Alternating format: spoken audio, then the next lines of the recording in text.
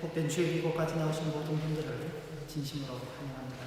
7월 첫째 주일 예배를 하나님 앞에 올리도록 하겠습니다.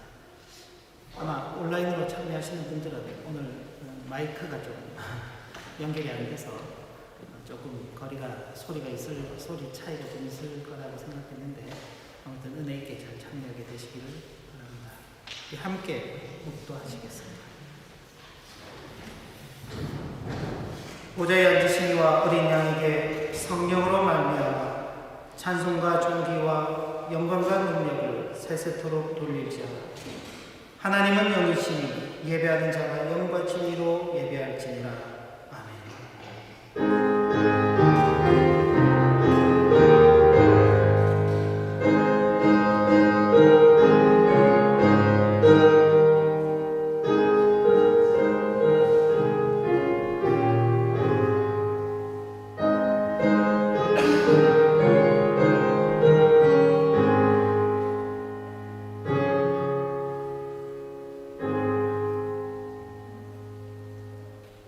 성부 하나님, 성자 하나님, 성령 하나님, 성삼일체이신 하나님을 찬양하며 경배합니다.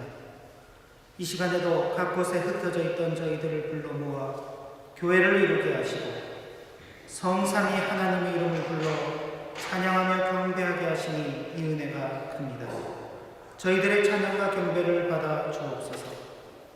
허물의 사함을 얻고 자신의 죄가 가려진 자는 복이 있다고 말씀하셨습니다.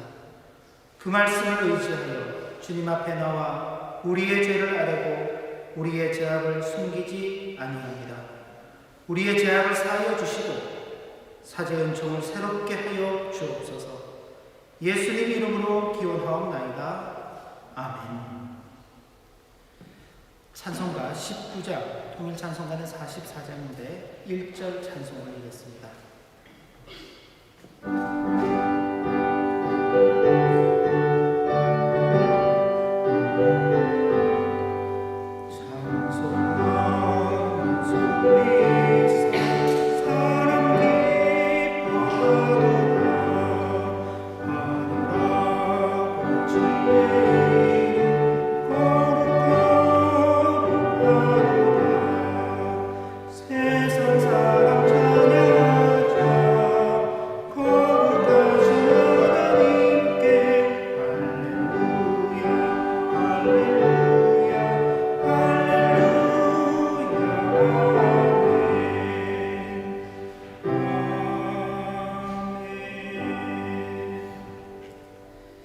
사도신경으로 우리의 신앙을 고백합니다.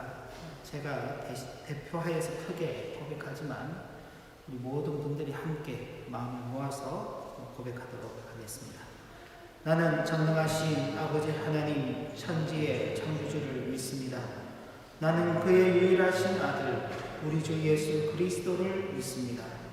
그는 성령으로 잉태되어 동정녀 마리아에게서 나시고 본디오 빌라도에게 고난을 받아 십자가에 못 박혀 죽으시고 장사된 지 사흘 만에 죽은 자 가운데서 다시 살아나셨으며 하늘에 오르시어 전능하신 아버지 하나님 우편에 앉아 계시다가 거기로부터 살아있는 자와 죽은 자를 심판하러 오십니다. 나는 성령을 믿으며 거룩한 공교회와 성도의 교제와 죄를 용서받는 것과 몸의 부활과 영생을 믿습니다. 아멘. 찬송가 43장, 통일 찬송가는 57장입니다. 1절 역시 함께 찬송하겠습니다.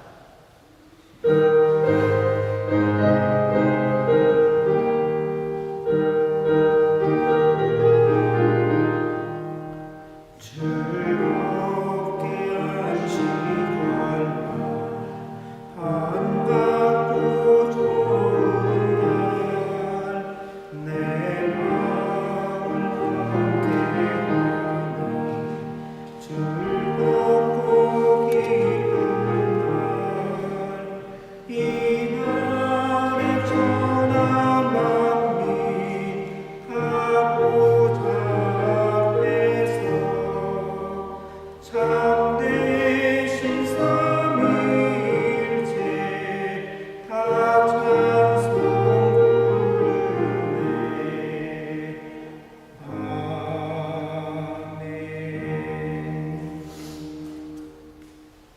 계명을 공독합니다.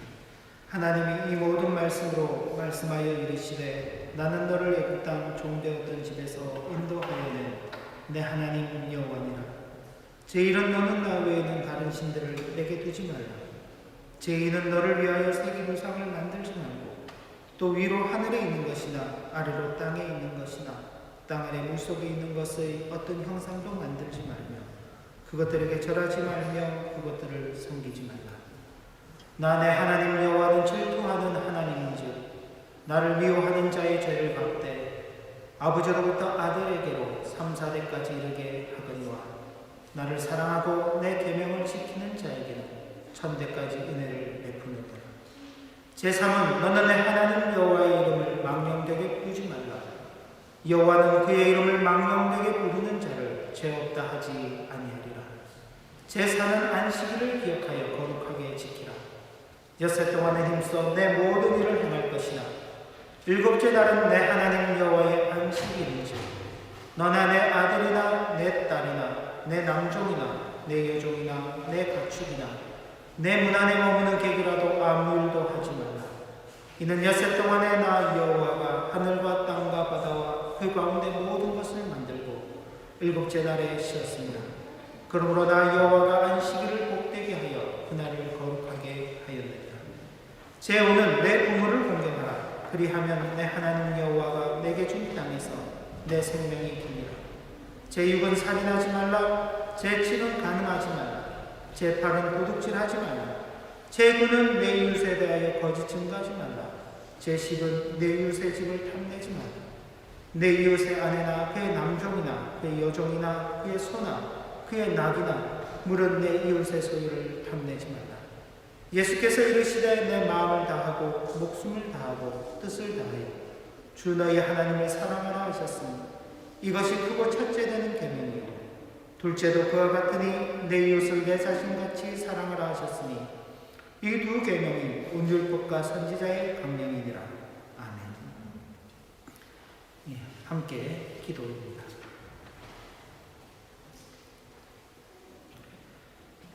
하나님 아버지, 하나님의 크신 은혜 가운데 2020년을 시작하였습니다.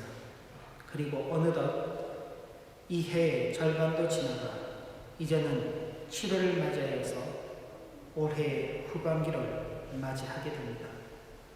지나간 날들 동안 여러 어려움이 있었지만 아버지 하나님께서 은혜 가운데 저희들을 붙들어 주셔서 오늘까지 저희들이 왔습니다. 남은 이 해의 절반도 이제껏 우리를 인도하신 아버지 하나님께서 우리와 함께 하시기 때문에 능히 믿음 가운데서 승리하는 한 해를 보내리라 확신합니다. 이런 확신 속에서 우리가 하나님을 아버지로 부르며 예수 그리스도 안에 있는 새 생명을 받은 자들로서 우리의 주어진 삶을 신실하게 살아가도록 인도하여 주옵소서. 그 삶을 살기 위해서 우리에게 매일매일 하늘의 양식을 공급해 주시고 주의 교훈의 말씀을 마음에 새기며 살아가도록 인도하여 주신 것 감사를 드립니다.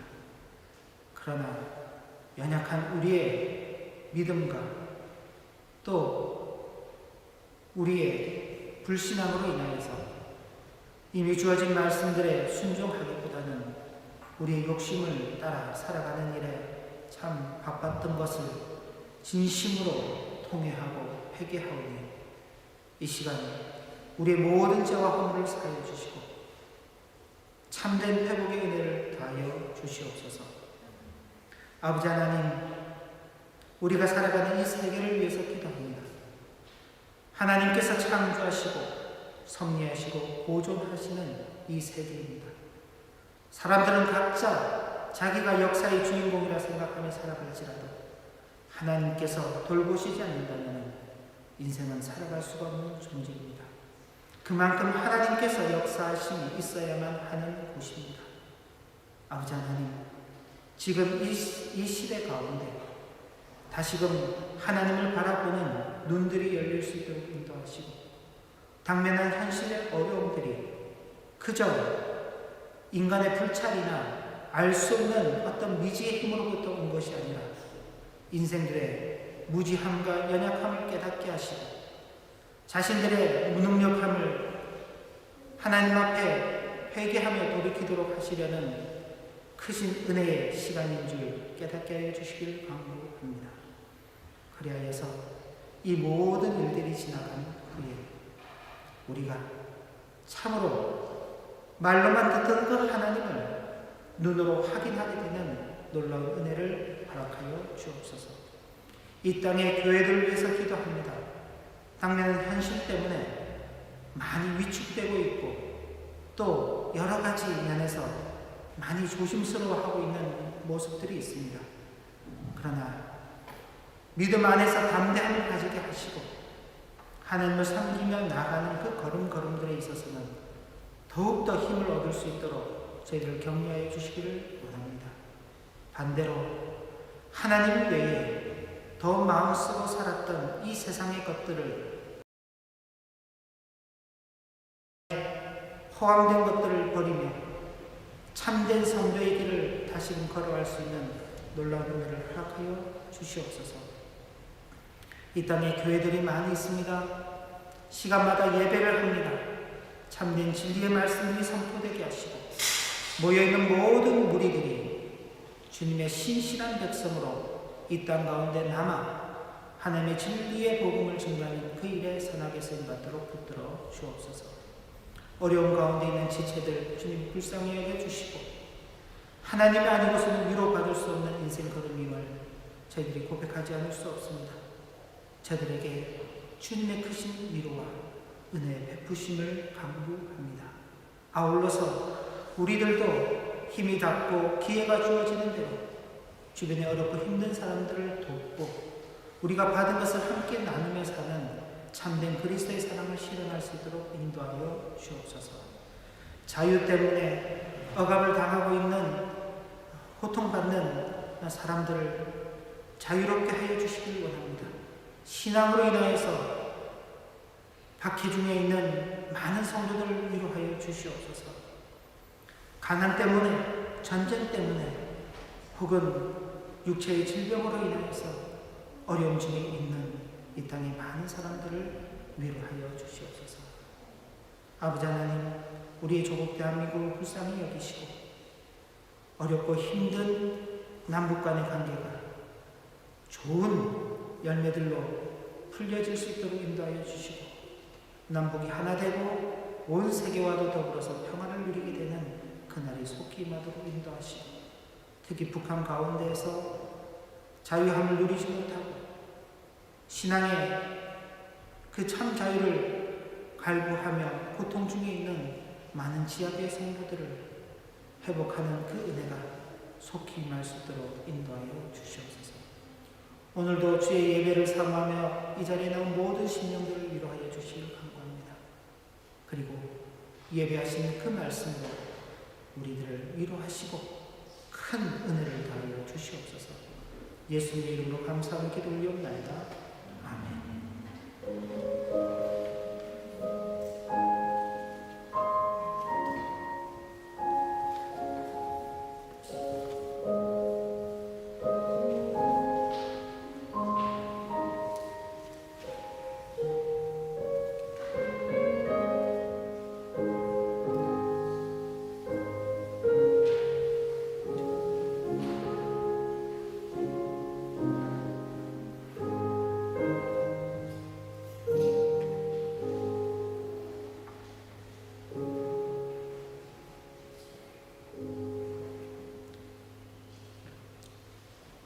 찬송가 50장 1절 보시면서 하나님 앞에 봉헌하는 시간 갖도록 하겠습니다.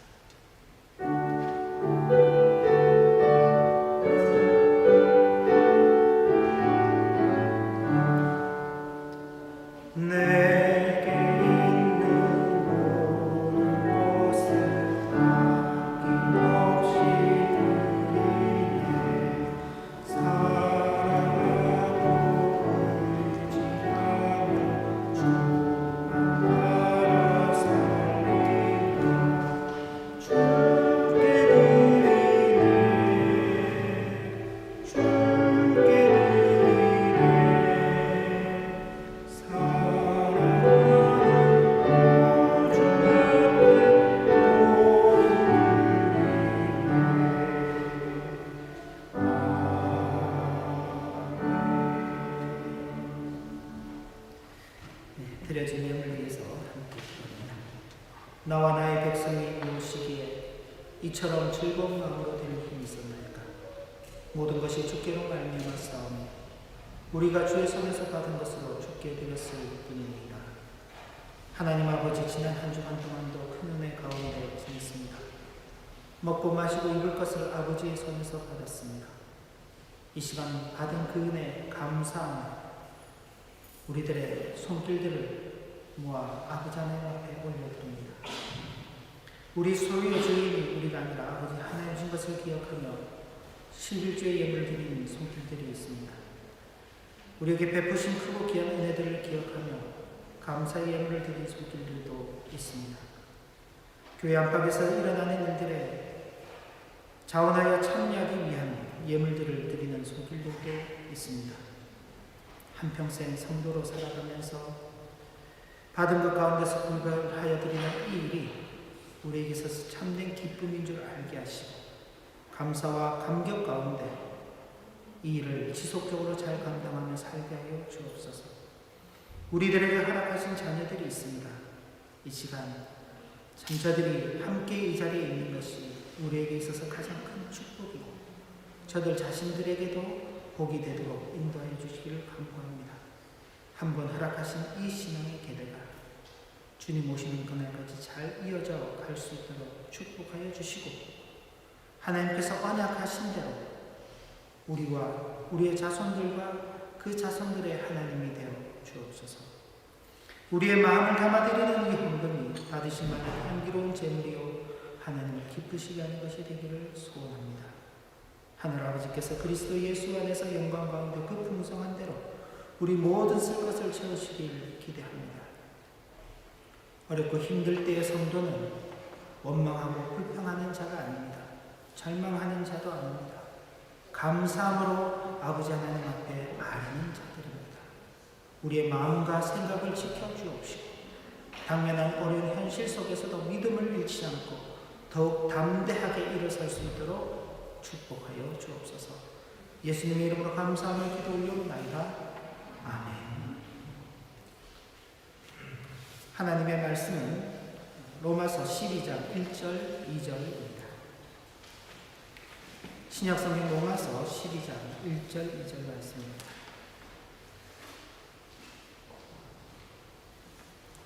제가 가진 성경은 신약성경 256쪽입니다. 신약성경 로마서 12장 1절 2절 말씀 제가 크게 공독하겠습니다. 그러므로 형제들아 내가 하나님의 모든 자비하심으로 너희를 권하노니 너희 몸을 하나님이 기뻐하시는 거룩한 산제물로 드리라. 이는 너희가 드릴 영적 예배니라. 너희는 이 세대를 본받지 말고 오직 마음을 새롭게 함으로 변화를 받아 하나님의 선하시고 기뻐하시고 온전하신 뜻이 무엇인지 분별하도록 하라. 아멘. 복된 주일 이 자리까지 나오신 모든 분들 위해 하나님의 그 신령을 받기를 진심으로 기원을 합니다. 로마서 말씀을 저희들이 올해 1월부터 시작해서 계속해서 살펴가고 있는데 이제 11장을 끝내고 12장으로 들어가게 되었습니다. 로마서 11장까지는 구원이 무엇인가에 대해서 다루고 있습니다. 그런데 우리가 이제 로마서 혹은 성경을 읽으면서 꼭 기억해야 할 것은 기본적으로 이 성경은 하나님의 백성들 혹은 하나님의 자녀된 성도들을 위해서 기록되었다는 사실입니다. 그러니까 이건 하나님을 모르는 사람, 아직은 하나님을 믿지 않는 사람, 아직은 하나님의 자녀가 되지 않은 사람들을 위해서 기록된 게 아니라 이미 하나님의 백성인 사람들, 그리고 교회 안에 성도로서 부름을 받은 그 사람들을 위해서 기록되었다는 것입니다. 로마서 역시 마찬가지입니다. 로마서를 수신하게 되는 사도 바울이 편지를 써서 보낸 것이니까 누군가가 받지요. 그 받는 대상은 로마 교회에 속해 있는 성도들입니다. 그 사람들은 구원이 무엇인지도 모르고 예수가 누구인지도 모르는데 이제 사도가 보내는 그 편지를 받고서 이제 예수가 누구인지 한번 알아볼까? 예수를 믿으면 구원을 받는구나 하는 것을 그러니까 알기를 원하는 대상이 아니라 이미 예수가 누구이신지도 알고 있고 또 자기들에게 주어진 구원이 무엇인지도 알고 있는 자들입니다. 그런 사람들을 대상으로 해서 이 로마서가 쓰여진 것입니다. 마찬가지로 다른 성경들 역시도 마찬가지입니다. 그러니까 성경은 우리가 가지고 있는 그 신앙의 내용들을 보다 더 명확하게 할 뿐만 아니라 그 토대를, 기초를 튼튼하게 만들고 그 튼튼하게 세워진 그 기초 위에 우리의 믿음이 이렇게 든든하게 세워지도록 하는 그 일을 위해서 성경이 기록되었다는 사실입니다. 앞서서 이제 로마서 1장부터 11장까지는 구원이 무엇인가에 대해서 다루었습니다. 그러니까 로마 교회 성도들에게 너희들이 구원을 받아야 된다라는 그 말을 하기 위해서 쓴 게 아니라 너희들이 받은 그 구원이 무엇인가.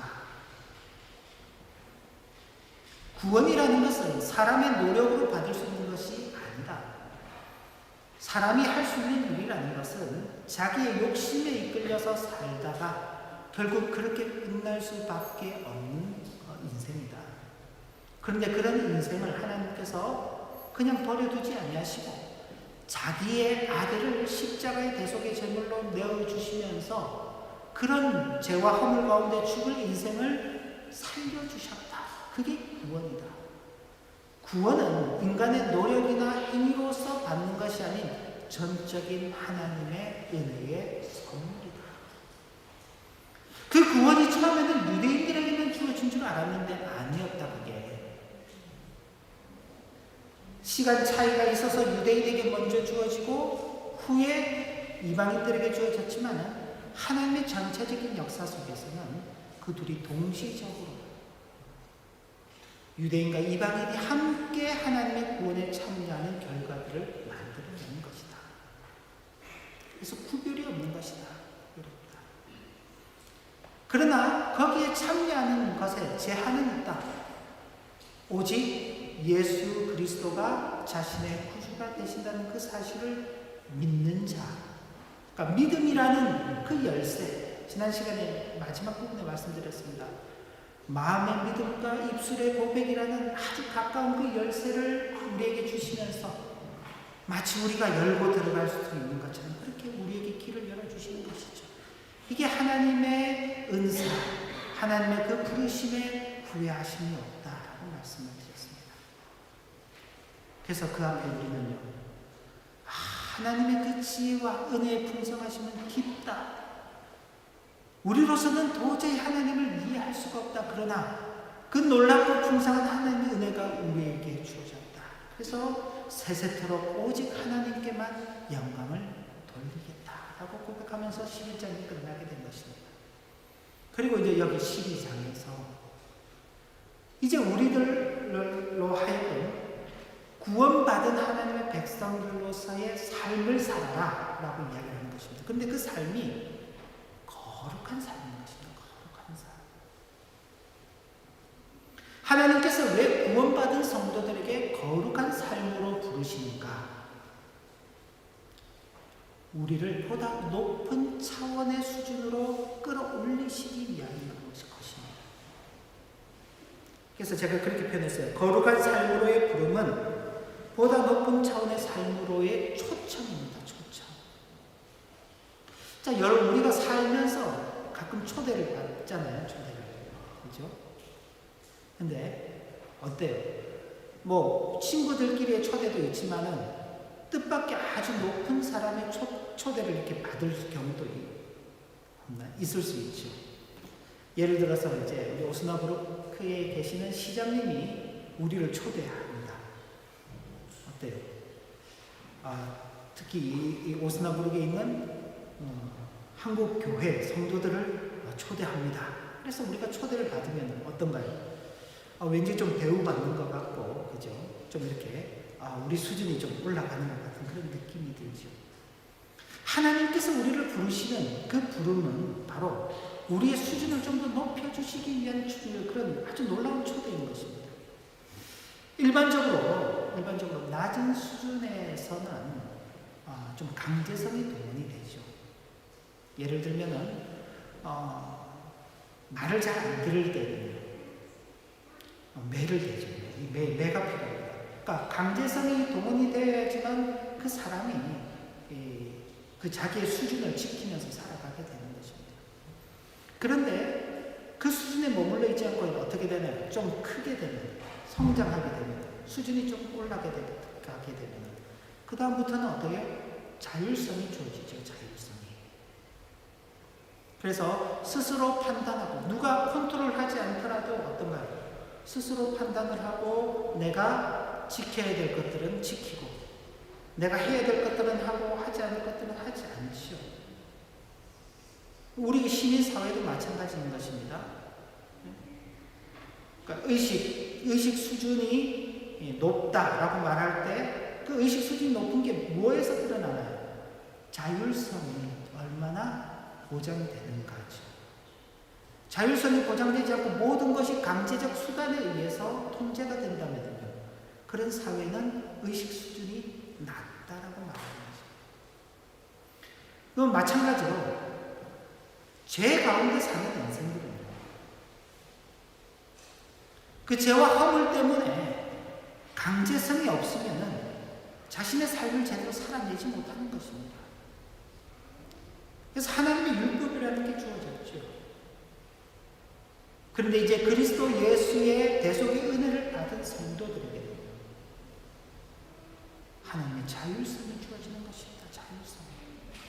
그 자율성이라는 것은 아주 폭이 넓습니다. 우리가 지난 시간에도 잠깐 길지 않게 설명을 드렸습니다만 하나님께서는요, 우리를 강제해서 하나님 앞에 굴복시키지 않습니다. 여러분들이 항상 하나님께 순종하며 살지 않잖아요. 아닌가? 제가 너무 독단적으로 말씀을 드렸나요? 이제 우리가 하나님 앞에 항상 순종하며 살려고 하지만은 참 그러지 못할 때가 많이 있잖아요. 그럴 때 하나님께서 참 우리가 참 많이 어긋난 길로 갈지라도 하나님께서 우리를 어떻게 참아보시죠. 지켜주시는 것입니다. 기다려주시는 것이죠. 그러니까 하나님은 우리가 그렇게까지 어긋난 길로까지 가는 것도 다 포함해서 우리를 돌보고 계시는 거예요. 마치 그 집을 떠났던 그 둘째 아들 이야기와도 마찬가지죠. 자신의 재산을 달라고 해가지고 아버지의 유산을 상속받고는 아버지를 못 본 척하고 그냥 타국으로 가버리죠. 여기 어디 저 그리스나 어디 스페인이나 이런 아주 그 유명한 휴양지로 가는 겁니다. 가서는 거기서 흥청망청 쓰는 거죠. 날마다 저녁마다 파티를 하고, 그죠? 요트를 타고 다니면서 이성 저성 막 다니면서 소문이 조금씩 들려와요. 아이고, 선생님 아드님이 저기 어디서 크게 파티를 열었다던데요. 그죠? 근데 그 아버지의 마음, 그런 아들이 빨리 돌아오기를 기다리고 있는 것이죠. 어느 날, 그날도 문 밖을 서성이다가 먼 곳에서 오는 아들, 그 형체만 봐도 아들인 줄 알죠. 그 아들이 오자 발 걷고 나가서 그 아들을 맞이하는 그런 아버지의 마음처럼 우리 아버지 하나님께서는 그런 것까지 다 우리의 불순종, 우리의 완악함, 어떻게 보면 아버지를 떠나고 싶어하는 그 자녀의 어떤 반항심 같은 그 모든 것까지도 다 아울러서 포함하시면서 우리를 돌보고 계시는 것입니다. 이게 하나님의 은혜죠. 그런 은혜를 우리에게 베푸시면서 자유롭게 하나님 안에서 살아가도록 하신 것입니다. 근데 그 자유라는 것이 우리 마음대로 하는 자유입니다. 자율성을 주시지만은 하나님의 기대하심이 있죠. 어떻게 해요?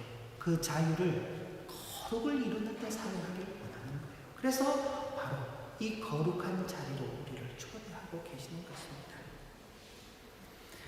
그래서 대속의 은혜로 구원받은 성도에게는 참 자유의 생명의 법이 그 빛을 발하게 된다. 이렇게 표현할 수 있는 것입니다. 우리가 거룩한 삶으로 부름을 받는 것은 우리가 거룩하기 때문에 그런 것은 아닙니다. 우리가 어떤 그런 수준에 이르기 때문에 하나님께서 그래 거룩한 삶을 이제 살 수 있을 수준이 됐구나 한번 살아봐라 그렇게 말씀하지 않으세요. 예수 그리스도의 그 구원의 은혜 때문에 우리가 거룩함의 부름에 초대를 받게 되는 것입니다. 우리를 거룩한 삶으로 초청하시는 것은 우리가 그리스도와 연합한 자로서 그 참 생명을 누리게 하려 하심에 있는 것입니다. 그래서 로마서 6장 4절에 보면 이렇게 기록하고 있는데 그러므로 우리가 그의 죽으심과 합하여 세례를 받음으로 그와 함께 장사되었나니 이는 아버지의 영광으로 말미암아 그리스도를 죽은 자 가운데서 살리심과 같이 우리도 또한 새 생명 가운데 행하게 하려 합니다. 그리스도의 죽으심에 연합되고 그리스도의 다시 살아나심에 연합된 우리가 정말로 누릴 것은 새 생명의 삶이라는 것입니다. 바로 이 새 생명의 삶을 누리도록 하시기 위해서 그래 거룩한 삶의 자리로 나와야지 하고 우리를 부르시는 것입니다. 그리고 우리를 거룩한 삶으로 부르시는 그 하나님의 자비하심이 담겨져 있습니다. 오늘 우리가 이런 본문에 12장 1절을 보면 이렇게 사도 바울이 하나님의 초청을 이렇게 말하고 있는 겁니다. 그러므로 형제들아 내가 하나님의 모든 자비하심으로 너희를 권하노니 하나님의 모든 그 자비하심을 내가 담아서 너희들을 초청한다. 아주 간단하게 되어 있죠. 하나님의 자비하심으로 초청을 한다. 이 짧은 표현인데 이 짧은 표현 안에는 상당히 많은 것이 담겨져 있습니다. 창조함을 받은 인생이 어떻게 타락했고 그 타락한 인생이 살아온 삶의 결과가 무엇인가? 그렇게 살아가는 인생이 결국 만들어낼 수 있는 것이 무엇인가? 그 비참함 속에서 인생이 만들어낼 수 있는 것은 아무런 가치가 없는 것이죠. 그럼에도 불구하고 하나님께서는 그 인생들을 위해서 창조 이래로부터 지금까지 당신의 구원의 역사를 이루어 가시는 것입니다. 하나님께서 끊임없이 당신의 종들을 보내시죠. 끊임없이 당신의 택하신 백성들을 부르십니다. 그 현실을 살아가고 있는 성도들은 하나님의 은혜가 끊어진 것처럼 보이죠. 그래서 엘리야 선지자 같은 경우에도 다 죽고 나만 남았습니다. 하나님이 오늘 제 생명을 취하여 가시는 것이 참으로 좋겠습니다. 더 이상 살 이유가 없습니다라고 말할 때 하나님께서 내가 바알에게 무릎 꿇지 않은 7,000명을 남겨두었다. 그렇게 하나님은 그 시대 가운데서 남은 자를 두시면서 하나님의 당신의 구원의 생의 역사를 이루어 가시는 것이죠. 그 속에서 다수는 거역하고 하나님을 대적하고 하나님을 떠나죠. 아마도 우리 역시 하나님께서 우리를 찾아주지 않으셨다면 그런 하나님을 거역하고 떠나는 그 역사 가운데에서 살아가는 존재들이었을 것입니다. 왜요? 우리는 특히 저와 여러분들은 그걸 우리의 어떤 그 민족성 속에서 찾을 수 있는데 우리 조국 대한민국은 원래 복음과는 전혀 상관없던 지역에서 살고 있었던 민족이죠. 어쨌든 지역적으로 복음의 발언은 근동 지역을 중심으로 하여서 유럽으로 뻗쳐나왔고 수천 년간 유럽을 떠나지 않았었습니다. 그런데 20세기 말이 되어서 아주 소수의 몇 사람들이 그 낯선 동방의 땅을 찾아서 걸음걸음을 옮기고 그들이 찾아와서 아무도 환영해 주지 않았지만 그러나 복음을 전하고 그 복음을 전하는 그 소식을 아주 소수의 사람들이 전해 들었는데 불과 100여 년, 120년 정도 시간이 흐르면서 이제는 한국의 모든 지역들마다 교회당이 없는 지역이 없어요. 심지어는 같은 그 건물 안에 2층, 3층, 4층이 뭐 예배당이에요. 아무개 교회, 아무개 교회, 아무개 교회. 하나님께서 그렇게 찾아주지 않으셨다면, 하나님의 자비하심이 우리의 조국 대한민국을 포함하지 않았다면 우리는 복음과는 전혀 상관없는 사람들일 것입니다. 혹은 우리 교회 가운데서도 부모님이 신앙하기 때문에 어쩔 수 없이 표현이 좀 그런데 어쩔 수 없이 신앙하게 되는 경우들이 있죠. 근데 그 어쩔 수 없는 그 일이 없었더라면 부모님들이 이 신앙을 접하지 못하고 하나님의 은혜 속에 들어오지 못했더라면 우리는 지금 예수 그리스도와는 전혀 상관없는 그런 자리에서 그런 삶을 살다가 결국은 인생들이 가는 그 멸망의 길로 갈 수밖에 없는 것입니다. 바로 그 하나님의 자비하심이 우리를 부르고 계시고 우리에게 당신께서 주시고자 하는 그 거룩한 삶보다도 높은 수준의 우리의 가치를 드러내며 사는 그 길로 우리를 부르고 계시는 것입니다. 자, 그러니까 어때요? 기쁘신가요? 아니면 부담이 좀 되시나요? 거룩한 삶을 살아야 된다고? 좀 부담이 돼요. 이제 거룩한 삶을 살기 위해서 이제 꼭 준비를 해야 될 게 막 생각나지 않나요? 거룩한 삶을 살아야 되니 그럼 오늘 저녁부터 어떻게 살아야 되나? 뭘 준비를 해야 되나? 어떻게 준비를 해야지 되나? 근데 여기 아주 놀라운 말씀들이 또 있습니다. 거룩한 삶의 기초는 예수 그리스도시다 하는 사실입니다. 고린도전서 1장 30절 말씀을 보면 이렇게 기록하고 있습니다. 너희는 하나님으로부터 나서 그리스도 예수 안에 있고. 자, 우리는 하나님으로부터 나서 예수 안에 있다고 합니다. 자, 이 말씀에 동의가 되시나요? 아멘이 되시나요? 자, 여러분들께서는 하나님의 창조하신 하나님의 택하신 가운데에서 예수 그리스도를 믿는 자로서 지금 이 자리에 있죠. 아멘입니다. 그죠? 우리는 그죠? 자, 그 다음 말씀을 보면은 예수는 하나님으로부터 나와서 우리에게 지혜와 의로움과 거룩함과 구원함이 되셨다. 우리는 단지 예수 안에 있는 존재예요. 근데 예수께서 우리에게 오셔서, 아니 다르게 보면 우리를 그 안으로 받아들여 주시고 지혜와 의로움과 거룩함과 구원함을 이루시는 그 기초가 되셨다.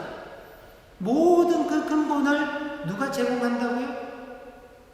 그리스도께서 제공하신다. 거룩한 삶의 기초는 우리가 쌓는 게 아닙니다. 우리는 다만 누구 안에 있으면 되는 건가요? 그리스도 안에 있으면 되는 것입니다. 그러니까 여러분들은 내가 그리스도 안에 있다는 그 확신 속에 있다. 그 확신을 가지고 있다면 우리는 이미 그 거룩한 삶의 기초 위에 서 있는 것입니다. 조금 더 볼까요? 교회, 즉 성도는 이미 거룩한 삶의 기초 위에 서 있는 것입니다. 역시 고린도전서 1장 2절 보면 이렇게 부르고 있습니다. 고린도에 있는 하나님의 교회, 곧 그리스도 예수 안에서 거룩하여 지고 성모라 부르심을 받은 자들과 또 각처에서 우리의 주 곧 그들과 우리의 주 대신 예수 그리스도의 이름을 부르는 모든 자들에게 하고 말하고 있습니다. 자, 고린도에 있는 하나님의 교회, 이 고린도에 있는 믿는 자들이죠. 우리식으로 표현하면 오스나부르크에 있는 하나님의 교회, 누군가요? 우리를 부르는 것입니다. 근데 그 교회를 두고 뭐라고 말하느냐? 곧 그리스도 예수 안에서 거룩하여질 것이고 아닙니다. 이미 거룩하여졌다는 것입니다. 거룩하여졌다. 그런데 우리가 고린도전서 말씀을 잘 살펴보면은 이렇게 시작하고 있지만 고린도전서의 말씀이 계속되면은요, 고린도 교회 가운데 여러 가지 문제들이 밝혀집니다. 형제들 간의 싸움, 믿는 자, 우리 성도들 간에 막 싸움이 있어요. 근데 그 싸움이 그냥 치고받는, 이게 자기들끼리 말다툼하는 그런 정도의 싸움이 아니라 세상 법정으로까지 가는, 소송을 하는 싸움으로. 그죠? 우리, 그잖아요. 일반적으로 우리가 그냥 서로 간에 이렇게 좀 다투는 일이 있으면 안 보면 그만이지. 그러고는 좀 안 본단 말이야. 그런 일만 있어도, 아유, 참, 저 교회는 참 성도들이 저렇게 서로 인사도 하지 않고 서로 이렇게 등을 지고 격을 지고 이렇게 있으면 참 그렇다라고 생각하죠. 그런데 서로 소송을 거는 거예요. 변호사를 사고 재판에 나가가지고 서로 싸움을 하는 거예요. 그런 교회를 두고 콩가루 교회라고 그렇게 하죠. 콩가루 교회. 그런 집안을 두고 콩가루 집안이라고 말하잖아요. 그죠? 표현할 수 있겠죠. 고린도 교회가 그랬어요. 뿐만 아니라 거기에는 음행의 문제도 있었어요. 음행의 문제도. 성적으로 문란했다는 것이죠. 우상에게 바친 재물을 먹는 일도 있었고요. 서로 간에 자기들이 가진 어떤 은사를 자랑하면서 다른 성도를 무시하는 일들도 있었습니다. 교회 안에 있는 가난한 사람들을 무시하는 일들도 있었어요. 우리 교회 가운데 그런 일이 하나만 있어도 참 우리는 그게 심각하다고 생각할 건데, 고린도 교회는 그 모든 문제를 다 가지고 있었단 말이에요. 근데 그 교회를 부르면서 뭐라고요? 그리스도 예수 안에서 이미 거룩하여진 교회, 거룩하여진 성도 하고 그렇게 표현하고 있는 것입니다. 근데 이게 고린도 교회만 이야기하는 게 아닙니다. 우리가 읽어가는 로마서도 보면은, 로마서 1장의 앞절을 보면은 이렇게 부르고 있습니다. 제가 스킵을 해서 마지막 1장 7절을 보면은, 로마에서 하나님의 사랑하심을 받고 성도로 부르심을 받은 모든 자에게. 사도 바울이 로마에 있는 교회 성도를 향해서 이렇게 쓰고 있죠. 로마에서 하나님의 사랑하심을 받고 성도로 부르심을 받은 모든 자에게. 로마 교회 성도들은 하나님의 사랑하심을 받고 있대요. 성도, 이미 거룩한 물이라고 부르심을 받고 있대요. 그럼 로마 교회는 전혀 문제가 없었나요? 이미 여러 차례 말씀드렸지만 로마 교회 안에서도 유대 출신의 성도들과 이방 지역 출신의 성도들 간에 서로 물리적 다툼이 있었다 그랬습니다. 이권 다툼이 있었어요. 그것 때문에 서로 비방하고 싸움하고 다툼하는 일들이 있었죠. 분명히 문제가 있는 교회인데, 그런 교회를 향해서 서두에 뭐라고 하는가? 이미 거룩하여진 교회, 이미 하나님의 사랑을 받고 있는 교회라고 표현하는 것입니다. 그러니까 하나님께서 우리를 거룩하게 살아야지, 거룩한 삶으로 나아가야지, 그러면 우리가 뭔가를 준비를 해야 되겠구나 라고 생각하기 쉬운데 이미 그 준비가 다 끝나 있는 거예요. 거룩한 삶을 위해서 뭔가 더 준비할 필요가 없는 거예요.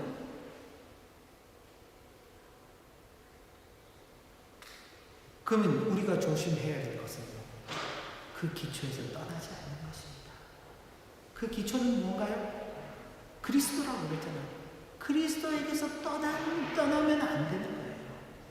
그리스도에게서 떠나면 어떤 일이 생기느냐? 그것도 이미 사도 바울이 로마서에서 알려주고 있습니다. 로마서 8장 7절 8절 말씀인데 이렇게 기록되어 있습니다.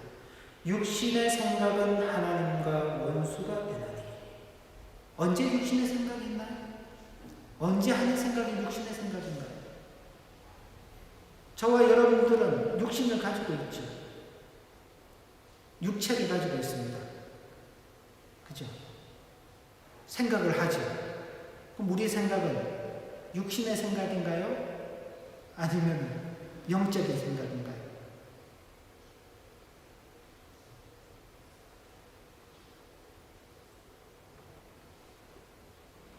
자, 이건 이제 이 1차원적으로 이해를 하면 그렇게 되는 겁니다. 그렇죠? 여기서 육신의 생각이라는 것은 그리스도를 떠난 생각이죠. 그리스도 밖에 있는 생각. 그리스도를 떠난 생각은 어떻게 된다고요? 하나님과 원수가 된다. 이는 하나님의 법에 굴복하지 아니할 뿐 아니라 할 수도 없다. 그러니까 그리스도를 떠나는 그 순간 성도의 그 거룩한 삶의 기초는 다 무너져 버리는 것입니다. 다시 어떤 수준으로 돌아가는 건가요? 낮고 비참한 수준으로 돌아가는 것입니다. 죄와 사망과 허물 가운데 죽은 인생의 수준으로 돌아가는 것입니다. 물론 겉으로는 멀쩡하게 살아갈 수 있습니다. 겉으로는 우리 보기에 훨씬 우리보다도 더 나은 삶을 살아갈 수 있어요. 좋은 집에서 살고 좋은 것을 먹고 입고 좋은 차를 타고 다니며 살 수 있지요. 그러나 그의 모든 삶은 하나님의 거룩과는 상관이 없는 삶이 되기 때문에 바로 하나님을 기쁘시게 할 수 없는 그런 하나님의 심판을 받는 그런 삶을 살 수밖에 없는 것입니다. 언제요? 그리스도를 떠나게 되는데. 그러니까 우리를 이미 그리스도 안에 있게 하신 그 하나님 은혜 속에 그 은혜를 그냥 그대로 받고 그것이 내 것임을 인정하고 그 삶을 살아가면 되는 것입니다. 그래서 그 뒤에 나오는 거룩한 삶에 대한 대원칙, 표현을 좀 그렇게 해놨습니다. 거룩한 삶의 대원칙이라고 했습니다. 사도 바울이 이렇게 우리에게 그 원칙을 가르쳐주고 있습니다. 너희 몸을 하나님이 기뻐하시는 거룩한 산제물로 드리라.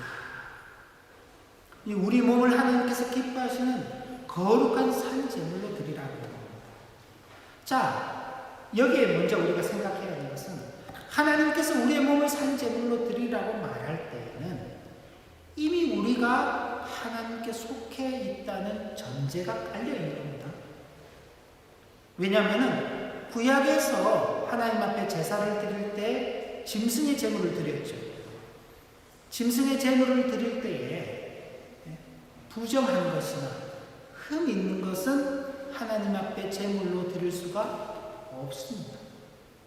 만약 흠이 있거나 부정한 것을 하나님께 드리면은 오히려 그것이 부정한 것이 되어서 하나님의 징계를 받게 되어 있습니다.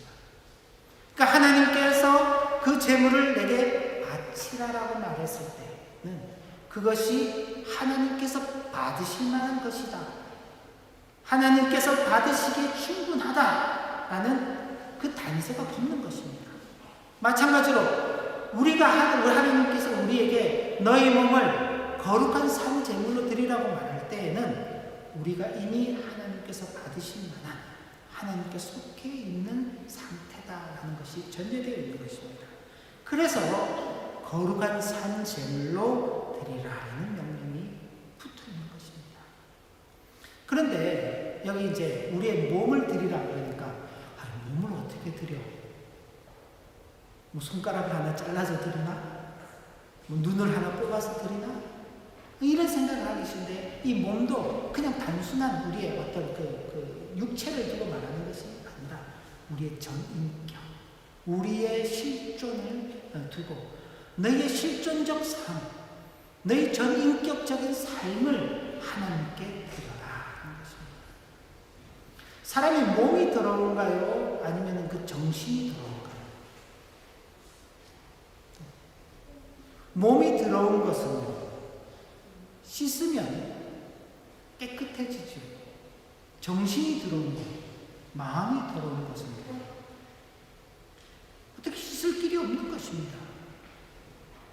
하나님께서 우리의 몸만을 원하실까요?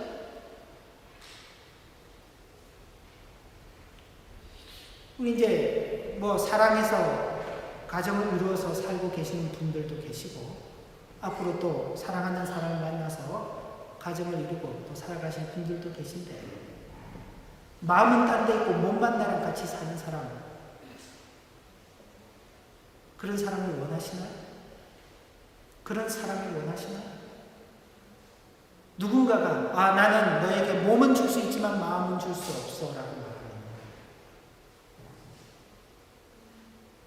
아니 나는 너의 마음이 필요해 라고 말하지 않을까요? 그죠? 마찬가지인 것입니다. 하나님께서 우리의 몸이라고 표현했지만 그것이 단순히 우리의 육체만을 두고 말하는 것이 아닙니다. 우리 전인격적인 삶을 포함하고 있는 것이죠. 하나님께서는 바로 그런 삶을 하나님께 드리는 것을 기뻐하시는 것입니다. 그러니까 우리가 이런 면들을 잘 생각을 해야 되는 것이죠. 또 하나, 그 다음 이어지는 말씀은 너희 몸을 거룩한 산 제물로 드리라. 이는 너희가 드릴 영적 예배니라. 앞에 있는 그 말씀을 덧붙이면서 뒤에 그것이 너희가 드리는 참된 예배다. 그러니까 우리가 거룩하고 신실한 삶을 사는 것, 전인격적인 우리의 실존을 통해서 하나님께 드려지는 그 삶을 사는 것이 참된 예배다. 우리가 일반적으로 생각하는 그 예배의 차원이 달라지는 것입니다. 우리가 생각하는 예배는 주일날 정해진 시간에 이 예배당 가운데 나와서 하는 것이 예배다라고 생각하죠. 그날 예배가 분위기도 좋고 그날따라 목사님도 참 설교를 재밌게 잘 하시고 뭔가 좀 이렇게 뿌듯한 게 있으면은 오늘 예배 참 좋았다. 근데 그날따라 목사님이 잔소리도 많고 설교도 길고 막 그러면은 오늘 예배는 별로였다. 그 순간에 이렇게 이루어지는 게 아닙니다. 우리의 실존적 삶이 뒷받침이 되지 않으면 하나님 앞에 참된 예배를 할 수가 없는 겁니다. 우리는 하나님께 예배하기 위하여 짐승의 제물을 바치지 않지요. 우리 자신들을 하나님 앞에 산 제물로 바치는 것입니다. 지금 저와 여러분들은 지금 우리의 몸을 하나님께 산 제물로 바치는 자들로서 이 자리에 있는 것입니다. 그렇기 때문에 우리가 하나님께 바쳐졌다, 하나님께 우리를 드린다, 하나님께 우리가 예배한다라고 말할 때 그 속에는 하나님의 말씀에 대한 순종, 그 말씀의 가르침에서 벗어나지 않는 그 자세, 그 말씀이 가는 그 길을 향해서 가고 그 말씀이 멈추는 그 자리에서 멈추는, 그래서 하나님께서 우리에게 기대하시고 원하시는 그 삶 속에서 살아가는 것입니다. 저와 여러분들이 이 땅의 삶을 살아가면서 마찬가지잖아요. 우리의 몸과 마음, 전인격적인 삶이 하나님 앞에 거룩한 산제물로 바쳐지기 위해서 기준이 있어야 될 거 아닙니까? 내 마음대로 하면서 이것이 하나님께서 받으실 만한 것이야 라고 그렇게 하지 않죠. 하나님의 말씀에 대한 순종, 그 순종에는 하나님의 말씀을 떠나지 않는 것, 그 속에 머물러 있는 것도 있지만 그 밖을 넘어서지 않는 것도 있는 것입니다. 부모의 말을 잘 들어요. 자녀들이 부모의 말을 너무너무 잘 들어요. 근데 부모가 지켜볼 때만,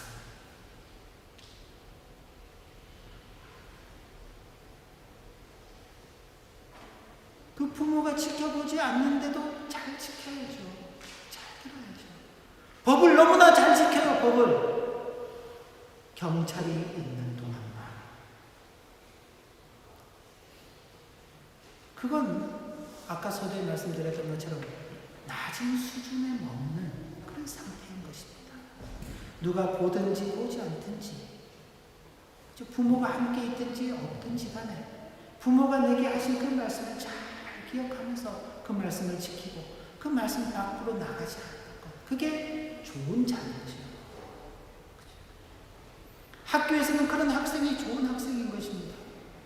우리가 살아가고 있는 이 시민사회 속에서는 그런 사람들이 많을수록 그 사회의 의식적, 도덕적 그 수준이 높아지는 것입니다.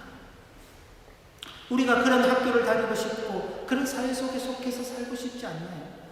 우리의 자녀들, 우리의 가정이 그런 수준 있는 가정이 되고 싶지 않나요? 그걸 원하죠. 그냥 하나님 앞에서 사는 것도 마찬가지인 것입니다. 그것이 우리에게 있어서의 참된 예배이기 때문에.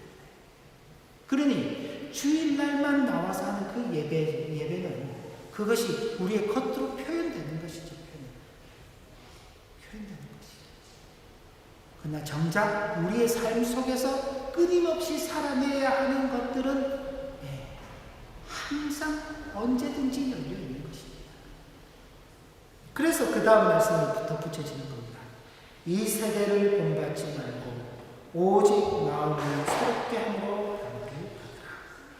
여기 이 세대라고 표현했지만 그걸 다르게 표현하면 이 세상이라고 할 수 있습니다. 이건 그리스도와는 반대되는 것입니다. 반대되는 개념입니다. 세상과 반대되는 개념은 그리스도죠. 그리스도. 이를 달리 표현하면 그렇습니다. 오직 그리스도를 본받을 때에만 마음이 새롭게 되는 변화가 일어나게 된다는 것이죠. 그리스도를 본받는 삶. 그리스도를 본받아라 그러니까 또 막 십자가에 주님께서 달리셨다고 같이 십자가에 달리고 막 그러면 안 되는 거예요. 그건 그리스도를 본받는 게 아니에요. 그리스도께서 우리에게 하신 말씀, 그분께서 그 일생의 생을 통해서 우리에게 보여주신 내용들. 우리가 마태복음을 읽으면서 지난달 마태복음을 읽었습니다. 마태복음을 읽으면서 그리스도 예수께서 이 땅에 오셔서 왜 그런 일들을 하셨을까? 도대체 그분의 마음은 무엇이었을까? 읽으면서 저는 늘 그 생각이 들어요. 예수님께서 그냥 예루살렘에 입성하실 때 그 군중들이 호산나 다윗의 자손이여 왕이시여 호산나 그럴 때 그때 그냥 유대의 왕으로 딱 등극을 하셨거든요. 근데 그렇게 들어가셔서 하신 일이 교회 예배당 들어가서 성전에 들어가서 성전 깨끗하게 하시는 그 일들을 하셨잖아요. 그냥 오병 이에 떡을 주실 때, 떡을 나눠 주실 때 사람들이 우리 왕이 되어 주소서 그럴 때 왕이 되시면 되죠. 아니면 십자가에 달려 계실 때 내려와보라 그러면 우리가 나와 예수 하나님의 아들인 것을 믿겠노라 그럴 때 그냥 탁 뽑고 내려오시면 되잖아요.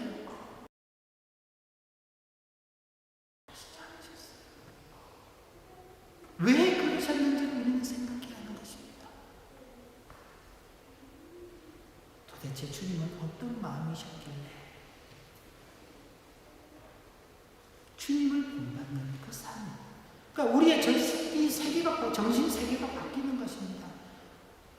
그 주님을 생각하지 않으면 우리의 마음은요, 이 세상을 본받기 위해서 달려가죠. 주님이 없어지면요, 우리가 꿈꾸는 세상은요, 예수 안 믿는 사람들이 꿈꾸는 세상과 똑같은 것입니다. 똑같은 것입니다. 근데 주님이 들어오는 순간 우리가 꿈꾸는 세상은 전혀 다른 세상이 되는 것입니다. 그리고 그 주님으로 인한 그 새로 열리는 그 길을 보면서 우리의 걸음이 정체, 멈춰져 있지 않고 계속 전진해 나가는 것입니다. 멈춰 있는 것은 태도입니다. 태도. 그죠? 제자리를 지키고 있는 것은 그건 정상적인 게 아닙니다.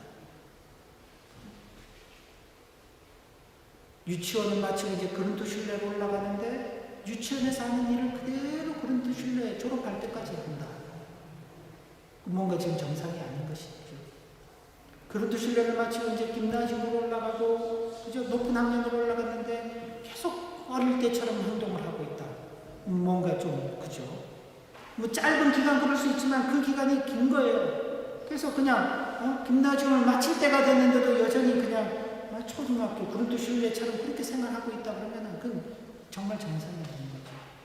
우리의 믿음, 우리의 걸음도 마찬가지인 것입니다. 예수 그리스도를 마음에 모셨는데 그 걸음의 변화가 없다면은 안 되는 것입니다. 그래서 변화를 받아라. 머물러 있지 말아라. 날마다 조금이라도 지렁이도 꿈틀거리면서 앞으로 전진해 나가잖아요. 지렁이도. 우리도 그렇게 꿈틀거리면서라도 앞으로 나가는 것입니다. 누구 때문에? 그리스도를 모시고 있기 때문에. 그리고 마지막으로 하나님의 선하시고 기뻐하시고 온전하신 뜻이 무엇인지를 분별하고 있습니다. 하나님의 뜻을 아는 것은 참된 지혜입니다. 그런데 이 참된 지혜의 뜻이 하나님을 알기 위해서는 하나님께 집중해야 하는 것입니다. 성경 말씀이 어렵죠. 왜 어려울까요? 왜 어려울까요? 신학을 안 해서. 신학을 해도 성경 말씀은 어렵습니다. 왜 어렵나요? 첫째는 성경 말씀을 믿음으로 받아들이지 않으면 일단 어렵습니다. 이성적으로는 이해가 되지 않는 것이 너무 많아요. 어떻게 물고기 2마리, 보리떡 5개 가지고 5,000명을 먹이고도 12광주리가 나오나? 이성적으로 이해가 되지 않습니다. 그래서 독일의 합리주의자들, 신학자들 중에도 합리주의자들이 있습니다. 각자 도시락을 들고 왔다가 예수님께서 기도하신 후에 도시락을 다 꺼냈다. 근데 놀라운 건 꺼냈는데 남은 게 더 많다. 말이 안 되죠. 그렇습니다. 그러니까 이성적으로는 일단 이해가 되지 않는 것입니다. 믿음의 눈으로 바라본다면. 또 하나, 하나님의 말씀에 집중해야 하는 것입니다. 물론 이건 이제 듣는, 설교 말씀을 듣는 그 순간의 집중이란 것도 필요합니다만은, 우리의 모든 관심이 하나님의 말씀에 가르침이 있어야 하는 것입니다. 아까 전체적으로 연결이 되는 말씀입니다만은, 어떤 판단을 할 때 하나님께서 우리에게 뭐라고 말씀하시는가? 특히 우리의 자녀들이 앞으로의 진로를 결정할 때 내가 원하고 또 세상에서 사람들이 보기에 괜찮은 그런 어떤 진로들, 대우를 받고 성공이라고 말할 만한 그런 것들을 선택하기 때문에 하나님께서 과연 이 길을 보시면서 뭐라고 말씀하실까? 하나님께서는 내가 이 길 걸어가시는 것에 대해서 어떻게 평가하실까? 그 기준을 가지고 자신의 진로를 선택하는 것입니다. 그 속에서 어떤 직업을 선택하고 어떤 과정을 선택하는지는 자율성이 맡겨져 있습니다. 하나님께서 너 기특한 생각을 한다. 참 내가 기뻐하는 삶, 너 신학해라. 다 그러지 않습니다. 너 다 목사 되라, 선교사 되라 그러지 않아요. 그러지 않습니다. 그 자율성은 각자에게 다 열려 있습니다. 중요한 것은 내가 선택하고 가는 그 길이 하나님께서 보실 때는 과연 어떤 길일까를 먼저 생각하는 것입니다. 그런 것들이 하나님께 집중하는 것입니다.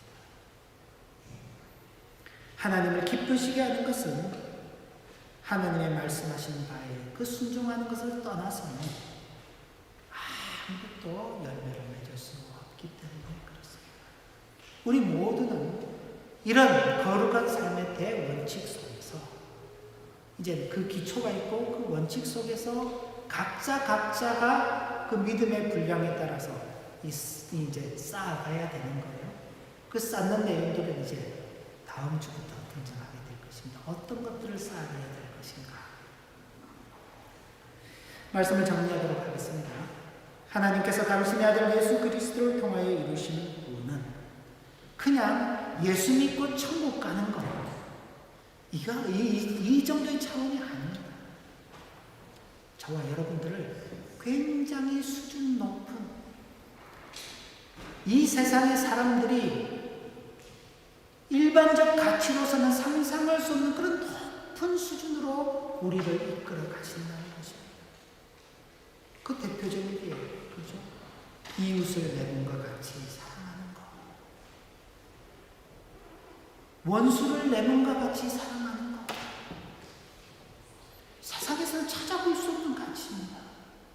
어디서?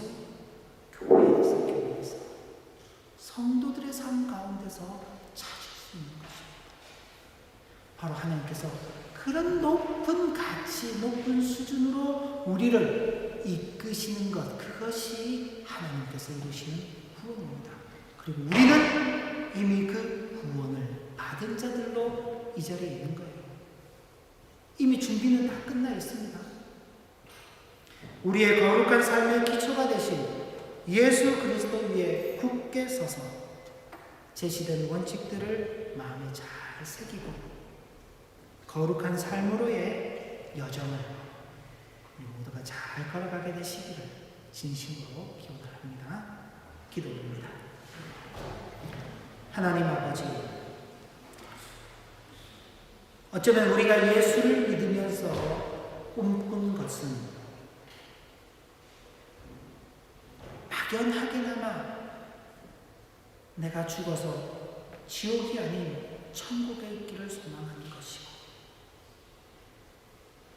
아니면 이 땅을 살아가면서 예수의 이름으로 기도해서 우리의 외형들이 변화되고 우리의 육체가 변화되는 그런 것들을 기대했는지 모릅니다. 그러나 하나님께서 우리에게 주시는 그 구원은 그런 차원을 넘어서 정말 우리가 하나님의 자녀, 하나님의 백성, 하나님의 창조함을 받은 참 고귀한 존재로서 이 땅 가운데 일반 사람들이 꿈꿀 수 없는 높은 수준의 삶을 영위하도록 우리를 부르고 계신다는 그 놀라운 사실을 우리는 발견하게 됩니다. 우리에게 그런 삶을 살아보라고, 그런 삶을 살기 위해서 기초를 잘 닦아보라고 말한다면 우리는 할 수 없습니다. 그러나 그리스도께서 친히 그 기초가 되어주시고 모든 원칙들을 이미 우리에게 다 가르쳐 주시고 그 거룩한 삶을 살아가도록 우리를 불러주신 것, 참으로 값진 은혜인 것을 고백하지 않을 수 없습니다.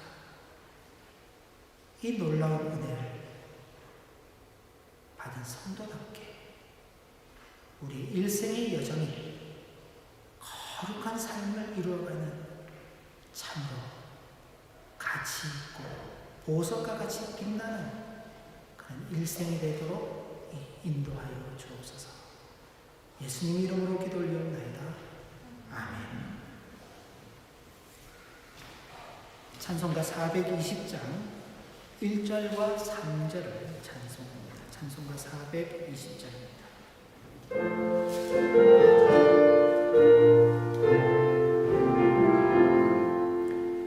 너 성결기 위해 늘 기도하며 너 주 안에 있어 늘 섬기고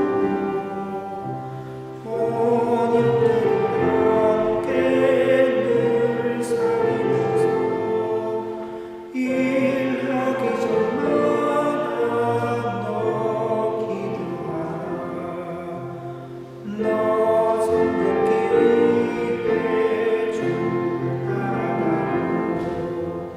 일 가능하여도 나 원치 말고 참 즐거운데 나도 슬대나 너 주는 맘 믿고 늘 바라가라.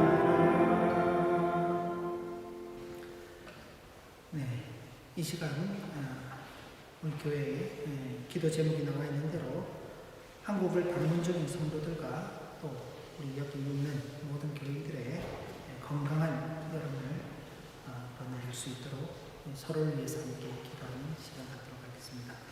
참 말이 쉽지, 한국 가신 분들이 2주간 참 격리되어서 지낸다는 것이 참 쉽지 않습니다. 쉽지 않기 때문에 어렵지만 큰 결심들을 하고 가셨는데 그 시간을 잘 감당하기를 바라고, 또 우리 여기 이제 계신 분들께서도 여러 가지 제한적인 그런 활동들 때문에 여전히 어렵고 힘든 시간을 보냈는데 또 곧 있으면 방학이죠. 방학 시간을 더 잘 보낼 수 있도록 서로를 위해서 잠시 기도하도록 하겠습니다. 하나님 아버지, 여름 방학 또 휴가를 맞이해서 오늘 속해 있는 성도들이 혹은 이제 한국으로 혹은 또 이곳에서 생활하고 또 다른 일정들을 보내게 됩니다. 여러 어떤 선택을 하더라도 그 선택 속에는 참 쉽지 않은 일들이 많이 우리를 기다리고 있고 또 앞으로 어떻게 이 사회 또 전 세계가 변화될는지 알 수 없기 때문에 여전히 큰 염려와 또 근심이 있습니다. 아버지 하나님, 그러나 우리가 이 시간을 외면할 수 없고 이 시간을 잘 극복해 나가야 할 것인데 우리 마음의 평안을 주시고 또 지혜를 주시고 또 절제하는 마음들을 허락해 주셔서 시간을 잘 보낼 수 있도록 인도하시고 무엇보다도 참 신앙인으로서 바르게 판단하고 행동하는 그런 정기한 시간을 보낼 수 있도록 인도해 주셔서 모든 것이 끝났을 때에 우리의 믿음이 더욱더 성숙해지는 놀라운 일을 허락하여 주시옵소서. 아버지 하나님, 우리의 당면한 형편 속에서 한국을 방문하기로 결정한 지체들도 있습니다. 한국을 방문해서 또 2주간 또 격리하며 시간을 보내야 하는데 힘도 겪지 않도록 인도하여 주시고 시간을 잘 보내고 건강한 몸으로 또 좋은 시간을 보낼 수 있도록 인도하여 주시길 간구합니다.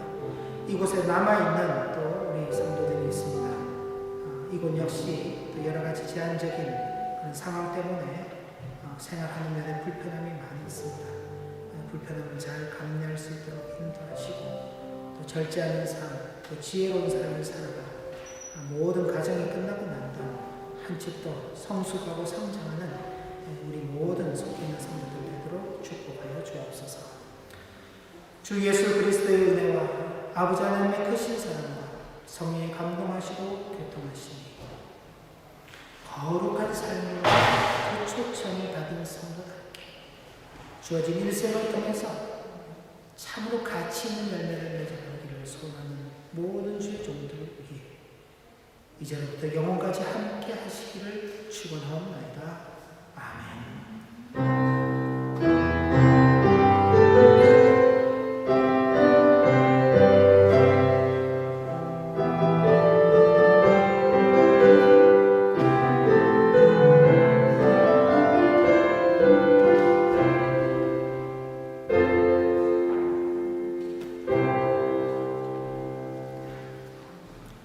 네, 예배를 마쳤습니다. 우리 앞뒤 저를 보시면서 함께 또 눈인사 나누도록 하겠습니다. 잘 오셨습니다. 반갑습니다. 7월의 말씀 읽기는 시편 말씀 계속 살펴갑니다. 여러분들께서 함께 말씀을 잘 받고 은혜 누리시게 되시기를 바랍니다. 끝날 기미가 아직까지 보이지 않습니다. 우리로서는 다만 조심하고 기도할 뿐인데 여러분들께서도 함께 기도해 주시길 부탁드리고, 주일 예배는 아직까지는 특별하게 변화가 없습니다. 내일부터 300명 이상 모이는 모임도 허락이 되고 또 자리에 앉으면 마스크를 이제 착용하지 않아도 된다는 여러 가지 변화들이 또 계속 발표가 되는데 교회 안에서 찬송이 허락된다든지 이런 변화들은 아직까지는 소식을 접하지 못하고 있습니다. 그러니까 계속 이런 모임이 진행될 것 같고 또 저도 그렇고 여러분들이 참 같이 식사의 교제도 좀 하고 싶은데 아직까지는 그런 것들이 허락되지 않기 때문에 당분간 계속 지금과 같은 그런 모임이 계속 지속되고 있습니다. 잘 인내하시면서 서로 잘 격려하시면서 시간을 보내게 되시기를 바랍니다. 한국 방문하시거나 혹은 휴가 계획이 있으신 분들은 일정이 확정되시면 알려주시기를 부탁드립니다. 교회를 위해서, 다른 목회자를 위해서, 또 함께 교회를 위한 우리 성도들을 위해서 계속 기도해 주시고 온라인으로도 헌금 참여하실 수 있는 것 기도해 바랍니다. 7월의 생일자 그리고 한국 방문 중인 분들 뭐 가신 분들도 계시고 이번 주 중에 가실 분들도 있습니다. 그렇게 주시길 바랍니다. 예, 모든 순서를 마쳤습니다. 또 평안한 일주일 보내시기를 진심으로 기원합니다.